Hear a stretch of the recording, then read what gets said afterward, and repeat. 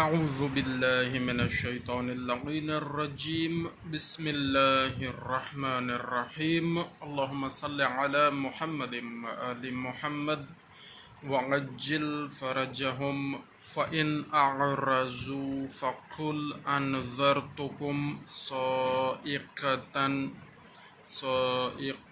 مثل صاعقة عاد وثمود۔ پھر اگر اس پر بھی یہ کفار منہ پھیریں تو کہہ دو کہ میں تم کو ایسی بجلی گرنے کے عذاب سے ڈراتا ہوں جیسی قوم عاد و ثمود کی بجلی کی کڑک۔ اللہ اکبر، استغفر اللہ ربی من کل ذنب و اتوب الیہ۔ سورہ حامیم السجدہ میں اللہ رب العالمین نے زمین و آسمان کی خلقت اور پیدائش کے بارے میں آیتوں میں تذکرہ فرمایا، اور پھر آیت نمبر 9 اور 12 تک ہم نے پچھلی ویڈیو میں آپ سے شیئر کیا۔ تو اب اگلی 13ویں آیت میں اللہ رب العالمین فرما رہے ہیں، پھر اگر اس پر بھی یہ کفار منہ پھیریں تو کہہ دو کہ میں تم کو ایسی بجلی گرنے کے عذاب سے ڈراتا ہوں جیسی قوم عاد و ثمود کی بجلی کی کڑک۔ اور اس کی تفسیر میں سید فرمان علی شاہ صاحب نے لکھا ہے، صاعقہ کا لفظ استعمال ہوا ہے اس آیہ مبارکہ میں، انذرتکم صاعقة مثل صاعقة عاد و ثمود۔ تو آپ نے لکھا ہے جی سید فرمان علی شاہ صاحب نے، صاعقہ کے اصلی معنی ہلاک اور تباہ کرنے والی چیز کے ہیں، اور چونکہ بجلی بھی آگ کی صورت میں جس پر گرتی ہے اس کو تباہ کر دیتی ہے، اسی وجہ سے عرف عرب میں اسی کو صاعقہ کہتے ہیں، اور اسی بنا پر میں نے بھی صرف بجلی کے ساتھ ترجمہ کیا ہے۔ یہ شاہ صاحب نے لکھا ہے جی، صاعقہ کا معنی انہوں نے ترجمہ کیا ہے، معنی جو ترجمہ انہوں نے کیا ہے وہ ہے بجلی، تو بجلی انہوں نے اس کا ترجمہ کیا ہے۔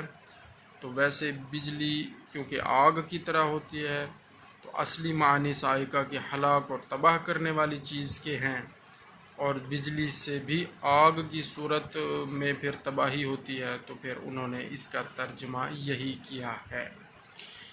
آگے اللہ رب العالمین نے فرمایا آیت نمبر 14 میں، اذ جاءتہم الرسل من بین ایدیہم ومن خلفہم الا تعبدوا الا اللہ قالوا لو شاء ربنا لأنزل ملائکۃ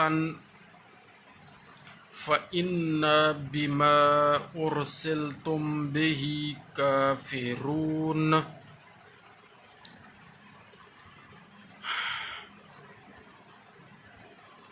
تو اس کا ترجمہ یہ ہے کہ جب ان کے پاس ان کے آگے سے اور پیچھے سے پیغمبر یہ خبر لے کر آئے کہ اللہ کے سوا کسی کی عبادت نہ کرو، تو کہنے لگے کہ اگر ہمارا پروردگار چاہتا تو فرشتے نازل کرتا، اور جو باتیں دے کر تم لوگ بھیجے گئے ہو ہم تو اسے نہیں مانتے۔ اللہ اکبر۔ فَأَمَّا عَادٌ فَاسْتَكْبَرُوا فِي الْأَرْضِ بِغَيْرِ الْحَقِّ وَقَالُوا مَنْ أَشَدُّ مِنَّا قُوَّةً أَوَلَمْ يَرَوْا أَنَّ اللَّهَ الَّذِي خَلَقَهُمْ هُوَ أَشَدُّ مِنْهُمْ قُوَّةً وَكَانُوا بِآيَاتِنَا يَجْحَدُونَ۔ تو عاد ناحق روئے زمین میں غرور کرنے لگے۔ عاد کی قوم جو تھی، یعنی عاد والی قوم، وہ ناحق قوم عاد کہہ لے، قوم عاد ناحق روئے زمین میں غرور کرنے لگے۔ اور کہنے لگے کہ ہم سے بڑھ کر قوت میں کون ہے؟ کیا ان لوگوں نے اتنا بھی غور نہ کیا کہ اللہ جس نے ان کو پیدا کیا ہے وہ ان سے قوت میں کہیں بڑھ کے ہے؟ بے شک غرض وہ لوگ ہماری آیتوں سے انکار ہی کرتے رہے۔ استغفر اللہ ربی من کل ذنب واتوب الیہ۔ فارسلنا علیہم ریحا صرصرا فی ایام نحسات لنذیقہم عذاب الخزی فی الحیاۃ الدنیا ولعذاب الآخرۃ اخزی وہم لا ینصرون۔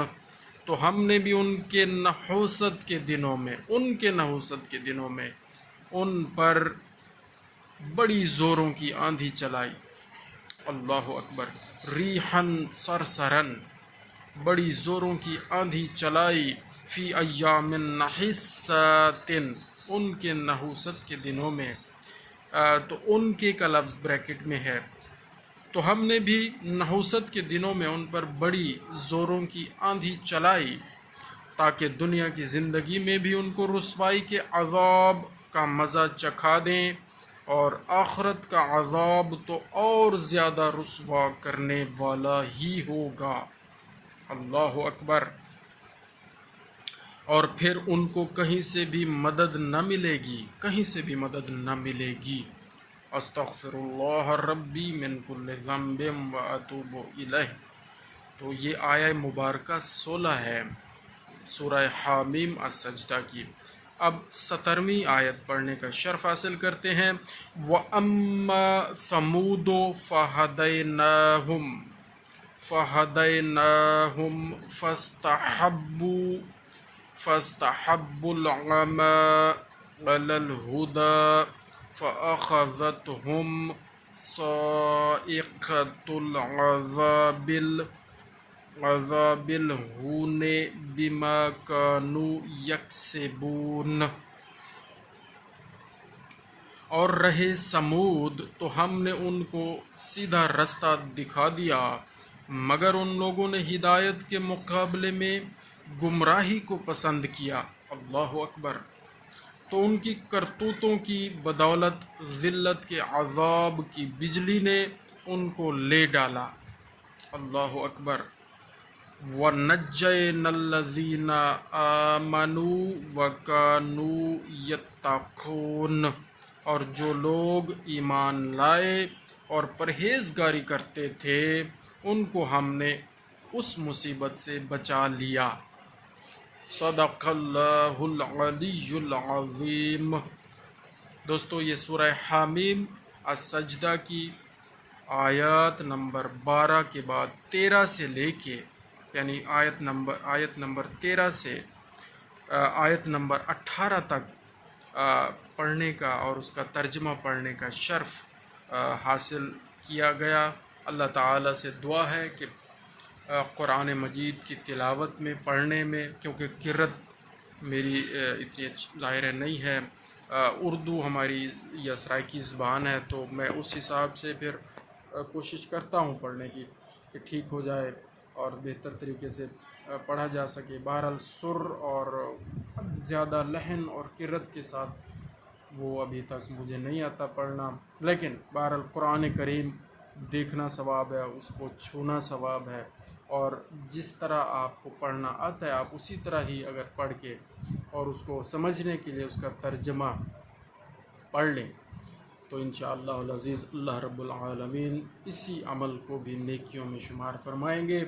اگر پڑھنے میں، سمجھنے میں، بولنے میں کوئی کوتاہی ہو گئی ہو جانے یا انجانے میں، اللہ تعالیٰ معاف فرمائے اور ہمیں عمل کی توفیق عطا فرمائے۔ جزاک اللہ خیرا۔ اللہم صلی علی محمد و آل محمد وعجل فرجہم۔